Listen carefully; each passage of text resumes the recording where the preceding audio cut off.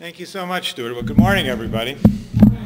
It's been great to be a partner of what I still think of as TALC for all these years. And I can tell that the bragging I heard from Stuart about the quality of the audience and the participation was not a myth. You guys turned out on a ridiculously nice day. What I'm going to do is try and help you understand why transportation costs as much as it does and how it compares to other costs of living, particularly transportation. I live in Chicago when I'm not traveling, and you can think of that as your far eastern suburb for today.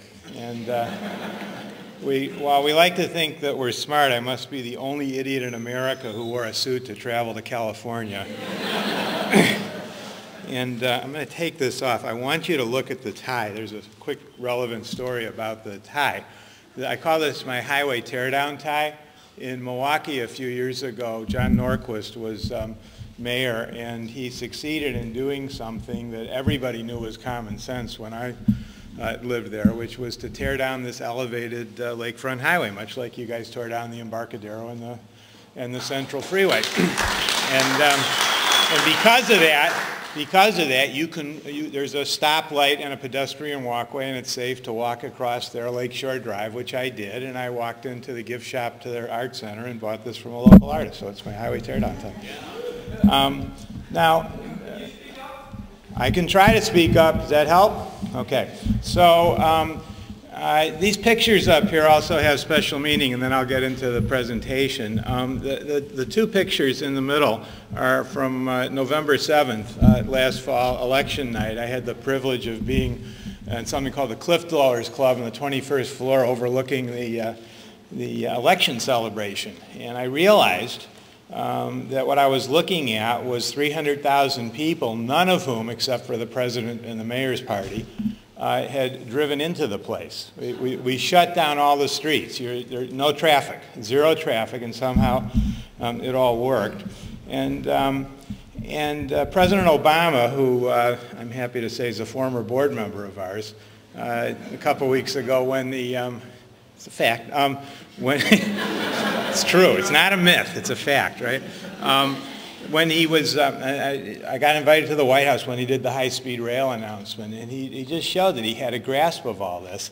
He said, you should be able to go from city A to city B in America, get off, take transit or walk, and get to where you're going without getting in a car. And then he looked at us and he said, you can do that today, you just can't do it in America. But we're going to change all that. And I thought that was the cleanest draft of the issue that I heard. So if you'll bear with me, I want to walk through some of our findings on what the true cost of a location is and how transportation affects that and what we can do about it. And if you'll bear with me, I will get to actual Bay Area data. Now, this woodcut, also not a myth, was drawn at a coffee house way back around 1700. Coffee was a new hot item in London, probably because it was addictive. But a very smart entrepreneur figured out that the right way to figure out where a coffee house should go was to sort of look around and listen and figure out where people wanted to hang out together. And this was his market research, and he was the most successful guy at this in London.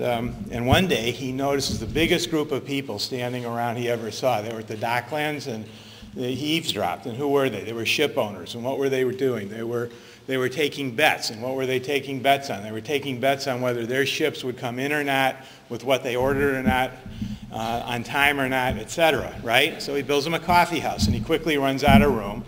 So he moves it to Financial Row. He builds one 10 times bigger. He puts slate on the walls and paper on the tables to record their wagers. And over the years, this gets more and more and more sophisticated. And 75 years later, Edward Lloyd's descendants sold shares in the enterprise. That was the founding of Lloyd's of London and the insurance industry. And this is what cities and urbanism do. They actually promote the opportunity to be productive together. It's what we're doing today here, right now. We're trying to take stock honestly of the situation and figure out how to make it better continuously. And these guys obviously were as dumb as I was. They dressed wrong for the occasion. But anyway. Now, what a nourishing urban economy does is it moves you, hopefully, from a situation of relative poverty to one of prosperity or productivity, hopefully inclusively. And it moves you from isolation to connectedness. Now, you could actually populate this, which we did. And let me tell you, where you don't want to be is in that lower left-hand corner. I mean, if you see those pictures over there, that is the typical urban form that too often is still being built in America. In exurbs all over the place, you see those disconnected cul-de-sacs and single-family low-density homes. You see elevated highways and limited access ditches where the theory is allegedly the more traffic that moves through there and the faster it moves, the better off we all are, when all the studies show that the more the connectivity, the better off the economy is, and you're better able to deal with things like congestion. In the lower right-hand corner, you get the visions of the typical downtown or waterfront development, but you don't get a sense of people and where they live.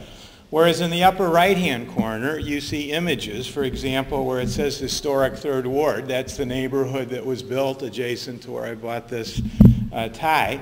Up along the top, we have scenes from Barrio Logan in San Diego. In the middle, from Fruitvale right here. In the lower right-hand corner of that upper quadrant is the Pearl Street district, 25% affordable, not off in separate buildings or some sort of ghetto, but as part, mixed in with everybody else's housing. Upper right-hand corner, Bethel New Life's Transit Village. These are all people who took charge of their local economy and decided to mix it up and get involved, as you have, regionally, to take on the bigger systems that think that smaller places don't matter as much. So, the problem that we've got in addressing this is you can't deal with it one issue at a time. For example, if you look at the last 8 years, housing costs grew 1.5 times faster than income, but gas prices grew 7 times faster than housing and 11 times faster than income.